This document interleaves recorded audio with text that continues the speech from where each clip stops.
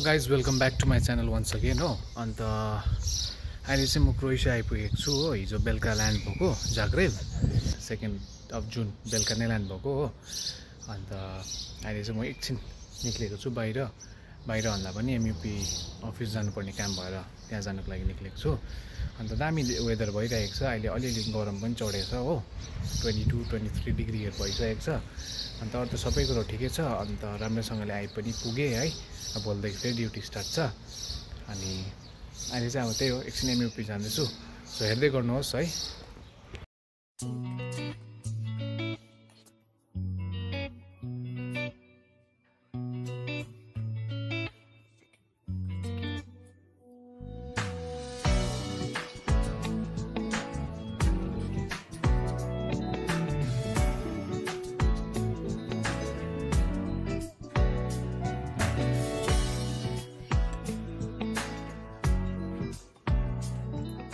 So guys म चाहिँ भर्खर आइपुगेँ हो यता एमयुपी अफिस।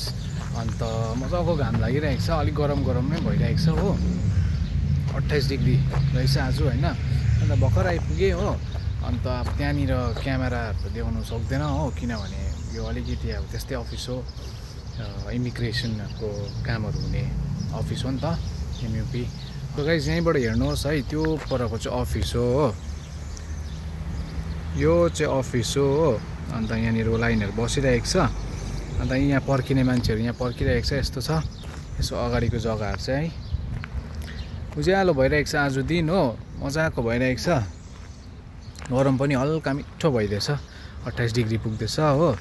अब म पनि भित्र जान्छु हो, किनभने 1-2वटा इन्फर्मेसनहरू ग्यादर गर्नु छ है, 1-2वटा कामको लागि। अन्त त्यो भएर चाहिँ हेर्दै गर्नुहोस्। अब भित्र त उयो गर्नु सक्दिनँ नि त, भिडियोहरू गर्नु सक्दिनँ हो। मान्छेहरू पनि धेरै छ, अन्त पाउँदैन पनि क्या भिडियोहरू गर्नु यहाँनिर। अन्त पासपोर्ट सेवा केन्द्रहरू भनेको जस्तै हो भनौँ न, यहाँनिर त्यस्तै टाइपको अफिसहरू हो। त्यो भएर चाहिँ हेर्दै गर्नु होला है। गाइज मैले भर्खर यहाँनिर काम सकेँ हो। अनि चाहिने इन्फर्मेसनहरू सबै लिइसकेको छु हो। अन्त अब चाहिँ म यहीँ फर्किँदैछु। अन्त हेरौँ अब बस पर्खेर बसमा जानु पनि सक्छु, किनभने बसमा चाहिँ टाइम लाग्छ। फेरि खचाखच छ क्या अहिले बस।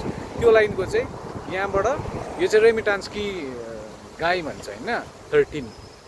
अन्त यहाँनिर एमयुपी अफिस छ।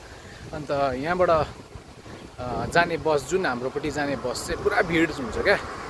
अन्त पुरा भिड पनि हुन्छ। अन्त फेरि के हुन्छ भनेर भन्दा 2टा चेन्ज गर्नुपर्छ फेरि बस हो। अन्त तरै पनि हेर्छु। सो गाइज अहिलेको चाहिँ भ्यू यस्तो भइरहेको छ हो, हेर्नुहोस्। अन्त अब यहाँबाट चाहिँ यताबाट चाहिँ निक्लिन्छ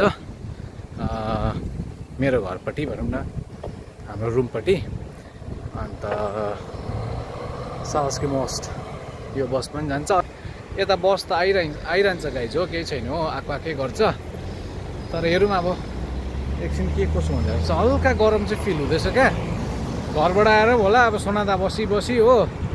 अन्त हेरौँ के कसो हुँदो रहेछ है। अनि म चाहिँ बसमै जाने भनेर सोचेँ, किनभने बस आउनै आँटेको रहेछ हो 2 मिनटमा। अन्त एकछिन पर्खिँदा केही पनि छैन हो।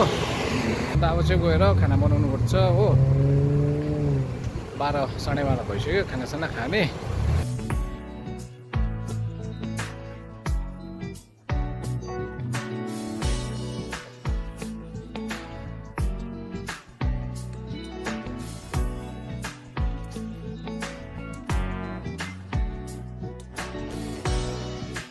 सो गाइज म चाहिँ भर्खर झरेँ बसबाट हो। यो चाहिँ फर्स्ट हो। यहाँबाट फेरि अर्को बस पक्रेर जानुपर्छ। अन्त यो जग्गा चाहिँ सावस्की मोस्ट भनेर भन्छ हो। यहाँ यो चाहिँ बस स्टप जस्तै नै हो। पछाडि ट्रामहरू पनि छ हो। अन्त यहाँबाट फेरि उतापट्टिबाट अर्को बस लिएर जानुपर्छ हो। त अगाडिको भ्यू चाहिँ यस्तो छ हो, दामी भइरहेको छ, हेर्नु सक्नुहुन्छ है।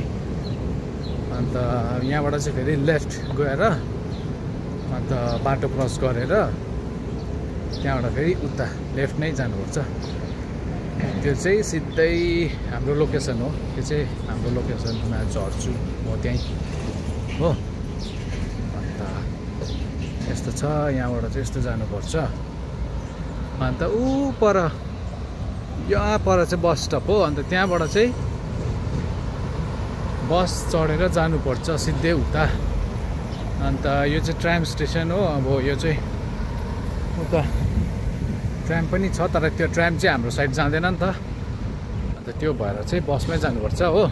घाम चटक्क लागिरहेको छ हो, तर गरम चाहिँ ठिक्कको भइदिरहेको छ क्या। पसिनाहरू नहुने, हावा त सिलगढीतिर त्यतिको गरममा त पसिनाहरू आएर हुन्छ नि। यहाँ चाहिँ ग्रिनेरी ज्यादा भएर चाहिँ गरम त्यस्तो हुँदैन। यहाँबाट चाहिँ उता जाने बस चाहिँ अघि भनेको जस्तो क्या मैले खचाखच हुन्छ। अब यो चाहिँ क्या हेभी खचाखच छ यहाँबाट उता जाने बस चाहिँ नि। अन्त यदि बस खचाखच छ भने चाहिँ घुमेर जान्छु हो, किनभने 2 स्टप हो नि त, 1.5 किलोमिटर जस्तो हुन्छ हो। अन्त हेरौँ के हुन्छ अब है। सो गाइस म चाहिँ भर्खर रुम आइपुगिसकेको छु हो। अन्त आउने बित्तिकै खानाहरू पनि तताइरहेको छु, अब खानाहरू खान्छु हो। भोक पनि लाग्यो, अन्त दामी भयो दिन है। काम पनि भइहाल्यो मेरो हो। अन्त अब हेर्दै जाउँ के कसो हुँदै जान्छ। तपाईँलाई कस्तो लाग्यो भिडियो है। भ्यूहरू आज एकछिन एमयुपी गएको भिडियो बनाएको थिएँ, कस्तो लाग्यो के लाग्यो है, कमेन्ट गर्नु होला, लाइक गरिदिनुहोस् है। म यताको यस्तो दामी दामी जग्गाको भिडियोहरू बनाएर हाल्छु है। अन्त thank you for watching guys.